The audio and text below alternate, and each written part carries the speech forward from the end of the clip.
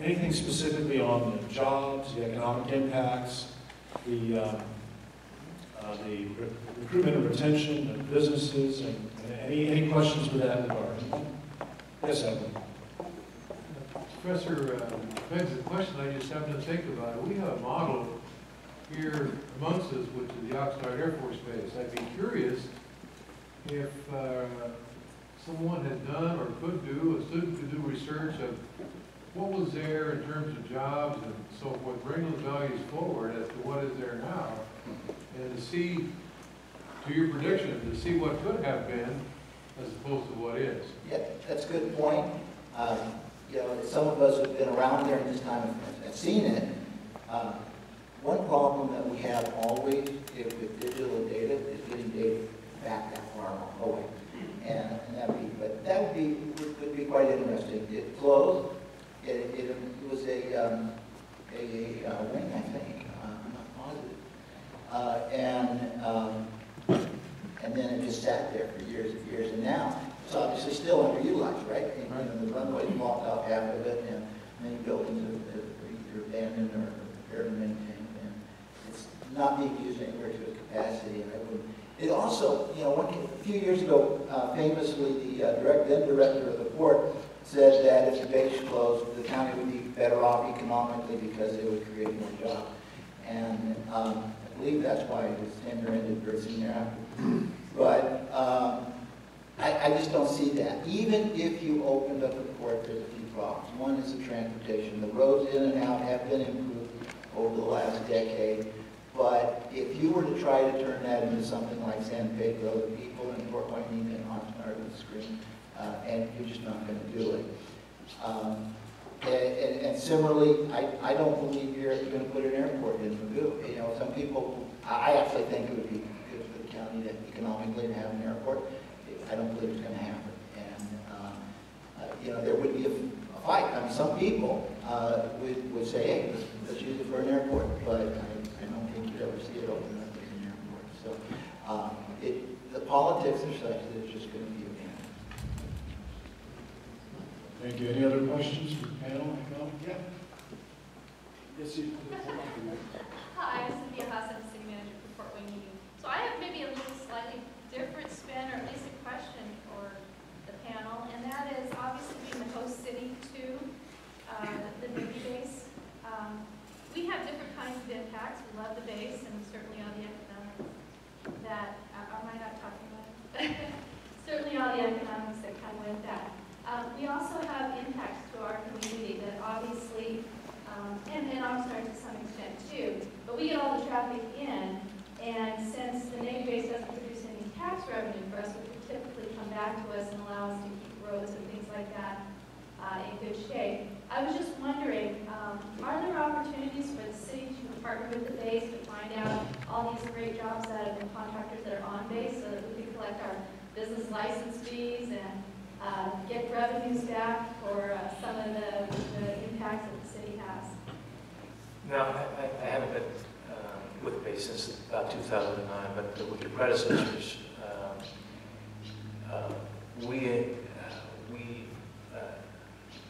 analyzed the contractor economic base, and I know that at that time there was a push from the city to engage with and collect the tax revenue from them. Now, I don't know the current status, obviously. It hasn't worked out quite the way I thought it would have, but I think that has been an ongoing engagement with the Navy base.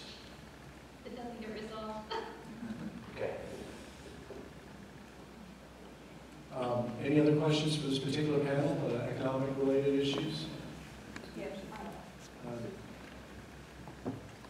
Hi, my name is Melanie Pryor. I work at the Port Hueneme Navy base. I've been there for 30 years. I don't know if this is on or not. Okay. And what I'm concerned with is you're talking about the economic impact. We have this local university here. We have a lot of new students. I have a couple kids in college. Now, one of the things I see that the young people aren't doing, they're not trying to come back to this community to do anything because we don't really offer them much here. So what are we doing to improve that, to grow the economy? Because once they leave the area, they don't come back. had that. You hit on one of my key points for more than a decade. And one reason is because I have to fly through New York to visit the grandkids, and I hate it. Ventura County, we did a study for the Workforce Investment Board. When was that? Maybe 2002? It was when it first came up that we're creating more college graduates than we're creating jobs for college graduates. And as a result, almost all of us go someplace else to visit the grandkids. And you will too, because between the housing policy and the lack of job creation here, this is a terrible place to start a career and raise a family. This is a big change from when I was a young man and starting my family, because at that time, Ventura County was a great place to have a career and raise a family, and we did. And this is basically an intractable issue in coastal California. I don't see any way that, given the current amount of wealth in the world, the attractiveness of the area, and the political consensus not to build housing, that you will have the affordable housing to raise kids and have a career. I just want to expound on that portion, like saying, when we have a lot of interns right now, the base is recruiting a lot of interns through a program called Pathways. They're also doing a lot of student recruitment for kids in high school to start on base. And that's actually how I started. So what's happening currently, we have a posture of people retiring. There's a lot of people on the way out the door. They're giving decent fares. We just had one in my organization where 51 people have left because they were trying to save jobs because there were a possibility that there was going to be a reduction in workforce there. And with that being a reduction in workforce, it's a trickle-down effect because the new ones coming in are basically, if they're real, they'll be the first ones to go out. And those are the younger ones. So what you have then is still an older community, but no younger ones to replace them. So that's the other side that really needs to be looked at, because in Naval Base in Ventura County, we have that posture going on at this current moment because of the budget situation that we're in. So that's something I want to think about. Bruce, do you want to talk about that? Well, I agree with Bill. It is an absolutely intractable problem, and we do know that if you look at job growth in Ventura County over the last several years, or even pre-recession, it's not been growing as fast as it is with the population, which is frankly growing fairly slowly. We try to approach it a couple of different ways. First, from a theoretical perspective, sorry to go there, there are only three things in practice that you can do. You can work with mostly what we do as an economic development corporation, that is to grow and retain the existing business space that you have so that it's able to expand and create new jobs. You can work with entrepreneurship and help folks who are interested in creating new jobs through their own craft and cleverness and training and so on, and that's where most of the job growth actually occurs. The most difficult thing for Ventura County, and the reason we lag much of the rest of the nation, is back to Bill's point. We have an enormous difficulty in attracting new business to move to Ventura County. We have the high cost of land, the high cost of labor, and California has a regime that does not offer incentives to firms to move and relocate to California. Some of that is changing to our deposit and becoming more competitive, but it's an incredible challenge and walk uphill. So how do you go about that? Several sectoral initiatives. The Manufacturing Roundtable in Ventura County is organized and works strategically on what they can do to make sure that they're growing and retaining the base they have. The healthcare industry is very organized locally and looking at opportunities for expanding. It's one piece of the economy that's up 10 to 15% in jobs over the last, say, 6 to 7 years, and is working hard figuring out how do we make sure that it's competitive. There are a number of initiatives we could go on looking at that, but I agree, and that is the problem for the retention of Ventura County quality life. If I may add to that, my office has teamed up with Lieutenant Governor Gavin Newsom to create an organization called Gold Team California, specifically to try to attract new businesses to California and to Ventura County region. We've been trying to focus on some of the assets that we have here locally that make us unique, and one of those is the offshore test range that you don't see anywhere else in the world. And we have reached out to work on a dozen or more different cases of different opportunities to try to bring businesses here. And it has been a challenge. We've gone to Virginia to meet the auto auto manufacturer who was interested in expanding in one of 3 places, and one of those happened to be Oxnard, so we were trying to make the case for that expansion to take place in Oxnard.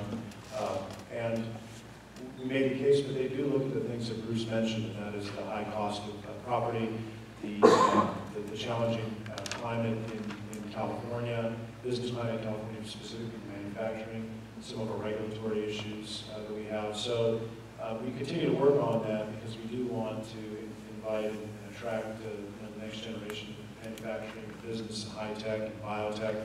We'd love for all that to be here in Ventura County to address exactly what you mentioned, and that is we've got an aging population, but we need to attract those kids back from college to come here and take the next generation of jobs and to have them here available. Any other questions from the panel? Yes, you. First, thank you very much. Thank you very much for having this. And to Bill Verano, it's good to get this conversation started. I'm Steve Hubert from Oxnard, and thanks for actually answering my first question. I was going to ask about incentives. It seems like it's easier to build houses than to bring the businesses here. But what I'd like to ask is that if we do our job, and the Pacific Pivot happens, we're going to gain, we could gain thousands of people here. Are we ready for that explosion to go from 12,000 construction jobs to 22,000 again, et cetera, look at that. So if you could answer that. I'll defer to Bill in a moment. My first response would be that at 6.9% unemployment, we've got a lot of folks who are sitting on the sidelines looking for work and not looking for work that we can reemploy, so we don't have to import that labor to make it. The question is if we're going to grow the economy such that we need to grow the population in a commensurate manner. That's a bigger challenge on land use policy, but I think that we can get there. And before I let the mic go, I just want to parrot on what the Assemblyman said. The strategy that we're really looking at in Ventura County is how do you promote the region based on its assets rather than let's promote cheap land and cheap labor, which we don't have, but let's promote the assets, the strengths of the economy. I think if we do that effectively, we might be able to help answer some of the questions. Yeah, thank you. And on that note, and Steve's question, it's a perfect pivot to our final panel. And I'd like to ask Bruce Sensi if you would remain and just continue to stay on the next panel.